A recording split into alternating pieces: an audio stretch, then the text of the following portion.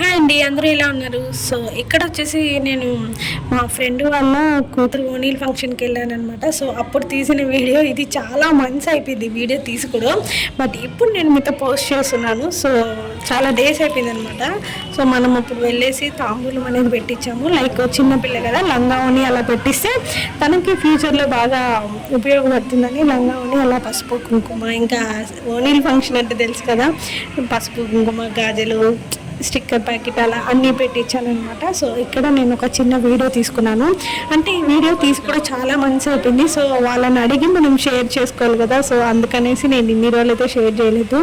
ఇంకా వాళ్ళని అడిగితే నా ఫ్రెండ్ని ఓకే షేర్ చేసుకో బాగుంటుంది అనేసి అన్నదన్నమాట. సో ఇంకా మనం ఎందుకు లేట్ చేయడం అని దెన్ ఈ వీడియోలో నేను మీకు టూ రెసిపీస్ అనేవి చూపిస్తాను, ఎలా చేశాను ఏంటి అనేది.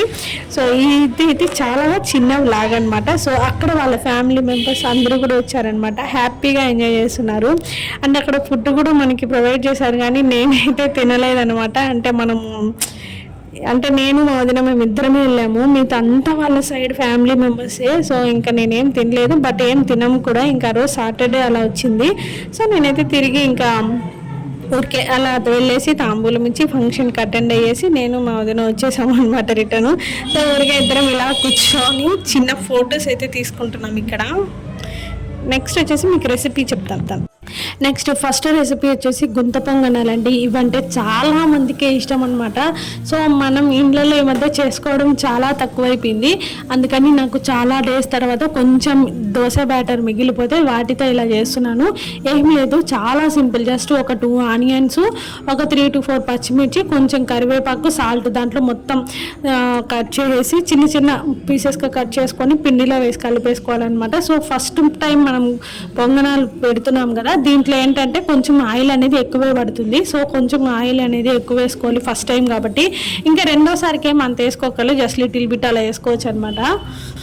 అండ్ చూసారు కదా, మొత్తం కూడా మనం ఇలా పెట్టుకోవాలన్నమాట. ఇది వచ్చేసి మార్నింగ్ బ్రేక్ఫాస్ట్ కింద కూడా తినచ్చండి. ఒక బ్రేక్ఫాస్ట్ కింద అయితే ఒక 10 to 15 తినేయచ్చు అనమాట. ఒక 15 minutes అలా ప్లేటు మూత పెట్టి ఉంచారనుకోండి ఇలా వస్తుంది. జస్ట్ మనం ఒక 5 minutes లేదా 10 minutes తర్వాత ఇలా మనం మొత్తం కూడా తిరిపి పెట్టాలి. చూసారు కదండి, ఇదన్నమాట రెసిపీ నెంబర్ 1 అయితే. దీనికి సైడ్ డిష్ మనం కారం నంచుకొని తింటే చాలా బాగుంటుంది. సెకండ్ రెసిపీ వచ్చి బెల్లం పొంగలి. చాలా రోజుల తర్వాత చేస్తున్నాను.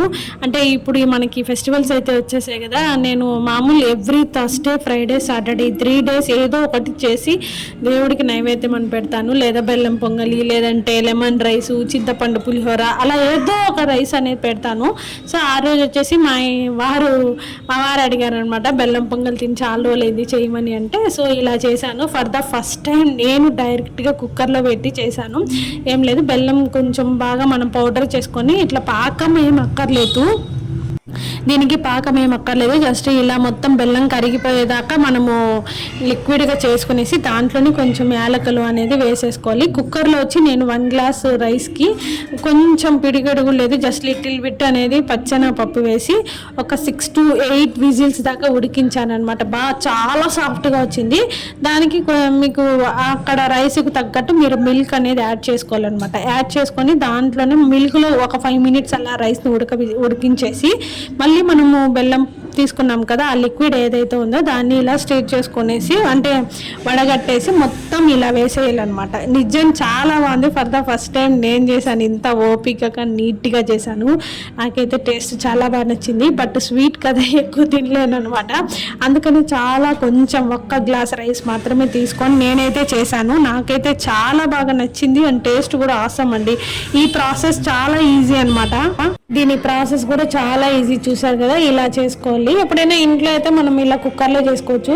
ఇంకా పెద్ద వ్రతాలు అలా వచ్చినప్పుడు డైరెక్ట్ గిన్నెలోనే మనము రైస్ అనేది ఫస్ట్ ఉడికించుకొని మళ్ళీ ఈ బెల్లం లిక్విడ్ అని వేసి అవన్నీ చేసుకోవాలి. డైలీ బేస్ అయితే ఇలా కుక్కర్లో ఈజీగా చేసేసుకోవచ్చు అనమాట. అండ్ ఇదన్నమాట నాకైతే స్పెషల్లీ చాలా బాగా నచ్చింది టేస్ట్. కాకపోతే దీనికి కొంచెం నెయ్యి అనేది ఎక్కువే పడుతుంది. నెయ్యి బాగా తినే వాళ్ళైతే వేసుకోవచ్చు. మనం ఎప్పుడో మంత్లీ వన్స్ తినేటట్టయితే బాగా వేసుకొని తినచ్చు అనమాట. నెయ్యి కొంచెం ఎక్కువ వేస్తేనే దీనికి టేస్ట్ అనేది వస్తుంది. నాకైతే చాలా బాగా నచ్చింది. మీరు ఎవరైనా ట్రై చేయాలనుకుంటే ఈజీ పద్ధతిలో ఇలా చేసుకోవచ్చు. నెక్స్ట్ వచ్చేసి ఇంకా వీటికి మనము ఎండు ద్రాక్ష, ముంతమాడి పప్పు ఇవన్నీ కూడా తిరగమాత వేసుకుంటాం కదా. అని చెప్పాను కదా, దీనికి నెయ్యి అనేది ఎక్కువే పడుతుందని. మీరు నేను చేసేటప్పుడు బాణట్లో కుక్కర్లో చూసినప్పుడు నేను నెయ్యి ఎక్కువ యూజ్ చేశాను. మళ్ళీ ఇక్కడ కూడా కొంచెం నెయ్యి ఎక్కువ యూజ్ చేస్తాను, ఎందుకంటే మేము డైలీ తినము. ఎప్పుడైనా ఇలా స్పెషల్స్ అలా స్వీట్స్ కానీ ఇలా చేసుకున్నప్పుడే నెయ్యి అనేది యూజ్ చేస్తాను. నాకైతే చాలా బాగా నచ్చింది. ఈజీ పద్ధతిలో మీరు ఎవరైనా చేసుకోవాలంటే ఇలా చేసుకోవచ్చు.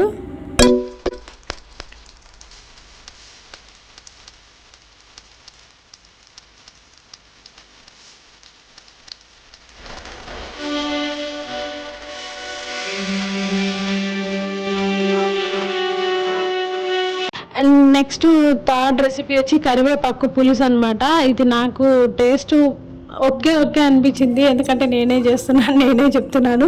అంటే నా పర్సనల్ ఫీలింగ్, నేనైతే కరివేపాకు ఎక్కువ తినను.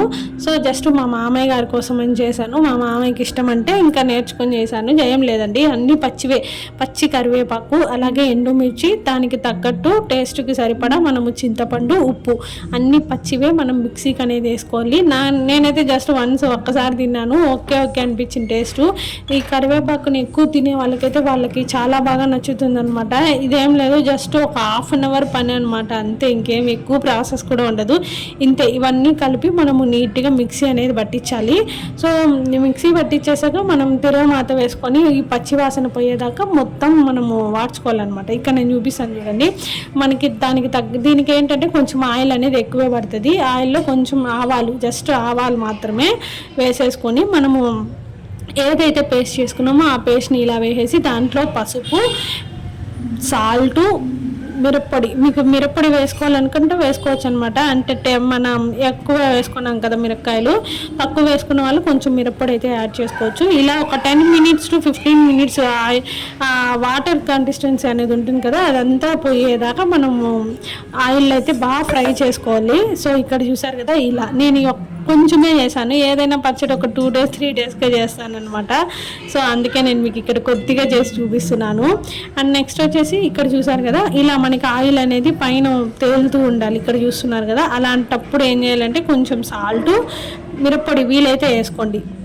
మీ ఇష్టం అనమాట అది. సో నేను కొంచెం సాల్ట్ అలా వేసి మాత్రమే వేయిస్తున్నాను, ఎందుకంటే నేను ఆల్రెడీ మిరపకాయలు వేసేసాను కాబట్టి. కొంచెం కారం అయితే అదే సరిపోతుంది. చాలా ఈజీ అండి ఇది కూడా. కరివేపాకు పచ్చడి కానీ పులుసు కానీ ఇలా తినే వాళ్ళు ఎవరైతే ఉంటారో వాళ్ళకి ఇది చాలా బాగా నచ్చుతుంది. చెప్పారా, దీనికి కొంచెం ఆయిల్ అనేది ఎక్కువే పడుతుంది. కొంచెం మనం పులుసు గెరటికి ఒక గెరిట ఆయిల్ అయితే బాగా పడుతుంది అనమాట. సో చూసారు కదండి, ఇంతే. ఇదైతే చాలా ఈజీ అనమాట. మీకు ఎవరికైనా నచ్చితే లైక్ చేయండి, షేర్ చేయండి, కామెంట్ చేయండి, మర్చిపోకుండా సబ్స్క్రైబ్ చేయండి.